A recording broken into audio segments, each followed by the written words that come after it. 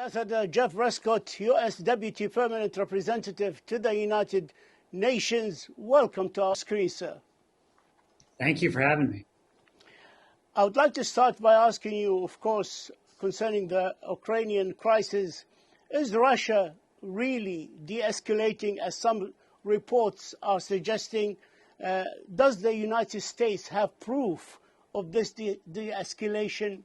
Well, we'd like to see a de-escalation, but I have to tell you, we have not verified that that is taking place at this moment.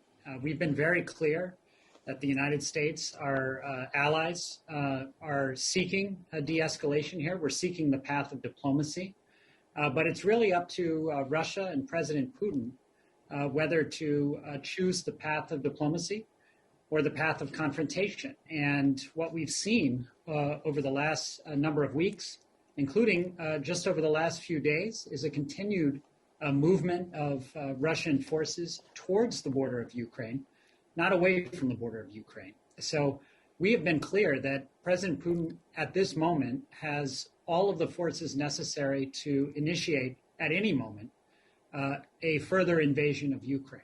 And we're fully prepared for that. We're also fully prepared to engage in diplomacy, which is why you've seen President Biden speak to President Putin, to speak to Ukrainian President Zelensky, to speak and be in constant touch with our European allies. We're pursuing diplomacy relentlessly, including at the United Nations in New York. But it's really up to Russia whether to pursue which of these paths to pursue, and we're ready either way. Reports are talking about possible cyber attacks against Ukrainian agencies such as the Defense Ministry, the Army, the largest banks. Your take on this matter? Well, I don't have any specific information on these attacks to share at the moment, but what I will say is we have been warning for a number of weeks that cyber attacks could be a part of the Russian playbook here. We could see disinformation, misinformation, and even false flag attacks to try to create the pretext for a further Russian invasion of Ukraine. So that's the Russian playbook. We know it well. The people of Ukraine, unfortunately, have lived with it now for a number of years. So we've called this out. We've spoken transparently about what we're seeing, the kinds of plans we've been seeing, because we want the world to know what could happen here and potentially to see it happening in real time. So we're going to have to take a hard look at what's happening on the ground at the moment. We've made it very clear that we want to pursue diplomacy, but we've also made it equally clear that we're prepared, if Russia chooses to further invade Ukraine, to work in a united way with our allies on a swift and severe response. I don't think it will be in Russia's interest to pursue this path, but we've made clear that it could happen at any time. President Putin described the situation in East Ukraine as genocide. Some are saying this is possibly a pretext for an invasion. Your reaction, Mr. Ambassador? Well, we've said that that kind of rhetoric, that kind of claim is the type of information that we would expect to see coming out of Russia in advance of further aggression or provocation. So this is the kind of thing that we have said we'll be looking for and that we have seen from Russia for a number of years. We've said clearly that there is an established diplomatic channel, the Normandy format discussions, the Minsk process to address the situation in eastern Ukraine.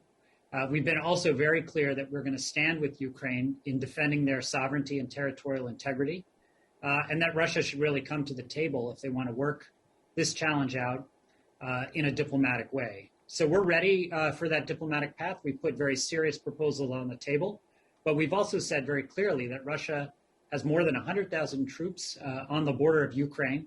It's prepared and has the capability to begin an attack at any time, to begin a further invasion at any time. And if Russia chooses to do that, we will be prepared with a swift and severe response. So we're ready either way. It's really up to President Putin to decide what to do here. We hear reports and see reports that the expected Russian invasion of the Ukraine is to be conducted on the 16th of February, according to intelligence reports. Is the administration still of the view that the invasion is to take place tomorrow, Wednesday, the 16th of February? Well, it's really up to President Putin. It's not up to us. We've said that Russia has the capability. We've seen information that suggests this kind of plan is in place, and we've been sharing all the information that we have as much as we can with the public, so that everyone in the world is aware of what could happen. And we've been sharing intelligence with our partners, and of course with our Ukrainian partners as well. Our allies in Europe are aligned with us on this. We're prepared for what happens either way. I do have to say a Russian invasion, further invasion of Ukraine, would be devastating, I think, in humanitarian terms, obviously in the human toll, but would also cause a significant cost to Russia as well. This is really going to set back Russia's strategic position in a very significant way. You already see over the past weeks and months of this crisis, you see NATO becoming more united and stronger. You see Russia more isolated on the world stage. Just last week in the UN Security Council, we had an open session where you had almost a unanimous view at the Security Council that the path of diplomacy is better than the path of confrontation. I think you will see, if Russia moves forward with this, it more isolated on the world stage. And to be honest, I don't think that China is going to come to the rescue here. I think China is just as concerned about violations of sovereignty as well. So you'll see a more isolated Russia, which is why we have been in favor of pursuing a diplomatic path rather than the path of escalation. But that choice is now in Russia's hands. The Security Council is scheduled to meet on Thursday, the 17th of February. Can we realistically expect anything tangible from this meeting? Well, when the Security Council meets in an open way, it's a chance for the world's powers to come together and put, in this case, Russia to the question. Why do you have 100,000 troops on Ukraine's border? Why are we seeing these provocative steps happening in real time? And what will the international community do to uphold the fundamental principles of the UN Charter that basically say you can't invade another country, you cannot change borders by force, sovereignty and territorial integrity. This is the foundational principles of the UN system. And I think what you saw the last time the Security Council met is many countries, the world's powers, saying we should choose a path of diplomacy. And I think this time, Russia has called this session. I think you will see a number of countries pointing out these fundamental principles as well. So it's an opportunity for Russia really to answer questions about why they have this buildup on Ukraine's border, and to hear the world say clearly that a diplomatic path is better than a path of war.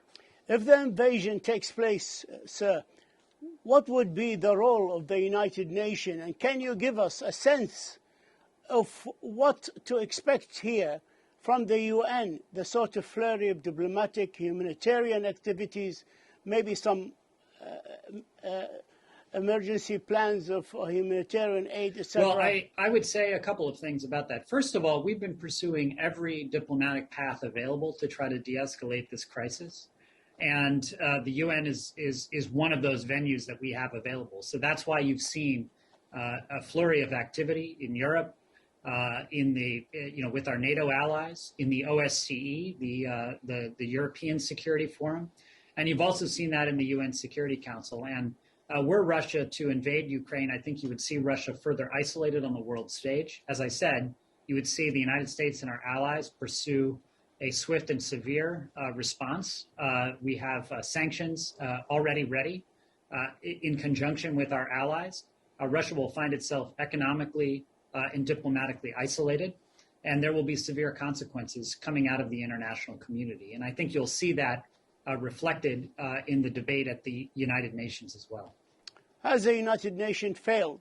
They always speak about preventive diplomacy to prevent the eruption of conflicts. In this case, if the invasion takes place, many would say they failed. I think you saw the Security Council speaking, as I said, with an almost united voice that the diplomatic path is appropriate, and holding up the fundamental principles of the UN.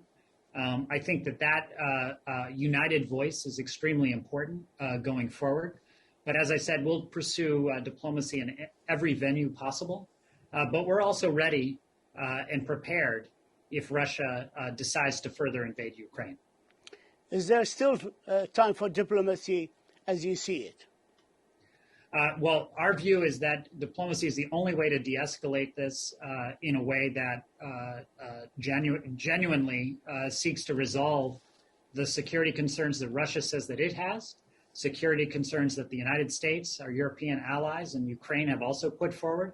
We've laid out some very serious proposals to pursue on the diplomatic path that's available for Russia to choose. But we've also been continuing to point out the escalation at the border, Russia's 100,000 plus troops at the border, the full capability to conduct an invasion at any time. So all we can do is get prepared, and we're prepared either way. You talk about diplomatic efforts and diplomatic dialogue. Russia has been pressing for a set of security guarantees from the West and from the Ukraine that the Ukraine will never join NATO. Do you think that this could be a basis for diplomatic solutions or dialogue between you and the Russian Federation? Well, that's not up to the United States. That's really up to our NATO allies and to Ukraine. And we've made clear, and NATO has made clear, that the open door policy is in place. That no country has the right to tell another country what its arrangements, security arrangements should be.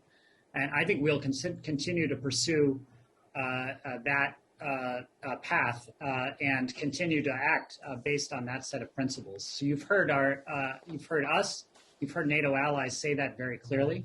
I think you've also seen statements from Ukrainian leaders and others about the prospects of NATO membership in the near term. There's a real basis for a diplomatic conversation. We laid out in a paper that I think is available, at least it seems to be available publicly, a number of areas in which we're prepared to engage on security concerns the United States has. We know that NATO has put forward some ideas, security concerns that Russia has said it has, and security concerns that NATO allies and the United States have. There's a very rich diplomatic menu available for a serious discussion. But to be honest, that discussion has to take place, if it's going to take place in a serious way, has to take place in an environment of de-escalation.